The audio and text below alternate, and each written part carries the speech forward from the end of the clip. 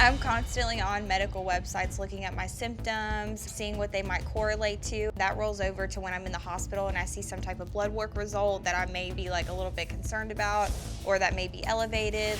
We're gonna look up like brain aneurysm symptoms. I've been recently having like this vibrating feeling in my spine.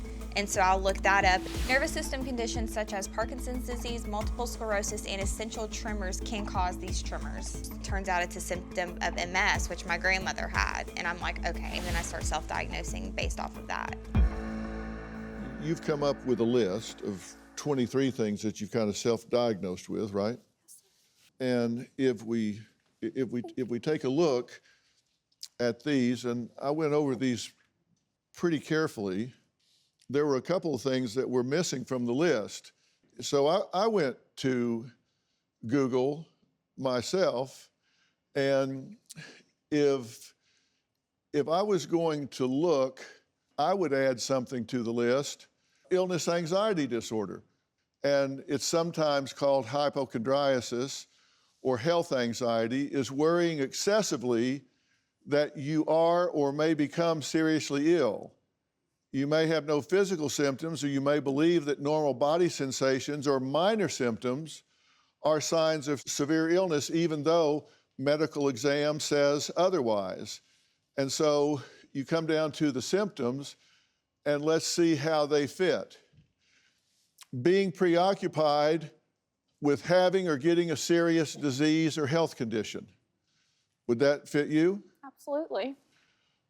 Worrying that minor symptoms or body sensations mean you have a serious illness. Would that fit you? 110%. Being easily alarmed about your health status. Would that fit you? Yes, sir. Finding little or no reassurance from doctor visits or negative test results. Would that fit you?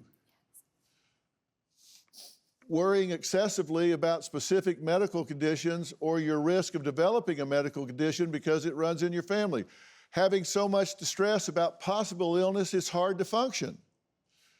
Repeatedly checking your body for signs of illness or disease. What do you have beside you there? A pulse oximeter. I'm sorry? A pulse ox. Yeah, you're checking your oxygen levels, right? Even while you're out here.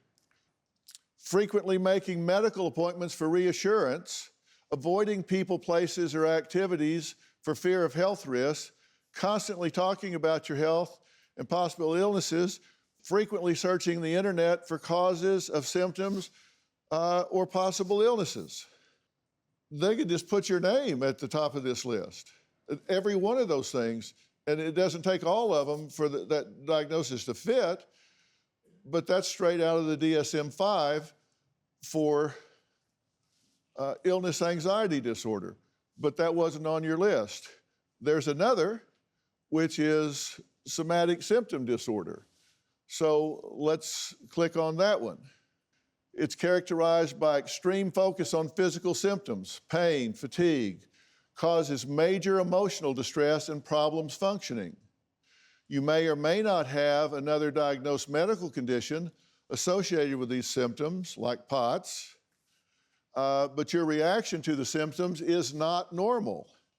And you go down to the symptoms, and again, specific sensations such as pain or shortness of breath, unrelated to any medical cause that can be identified. A single symptom or varying symptoms can be mild, moderate, or severe, and these can include constant worry about a potential illness, viewing normal physical sensations as a sign of severe physical illness, fearing that symptoms are serious, thinking that physical sensations are threatening or harmful, feeling that medical evaluation or treatment has not been adequate.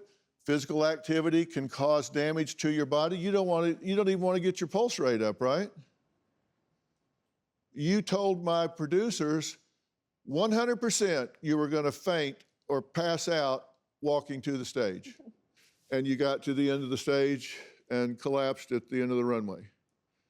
You predicted it, guaranteed it, performed it, and collapsed at the end of the stage. Self-fulfilling prophecy. Do you have a story or a question for me? Click the link in the description and tell me what in the world is going on.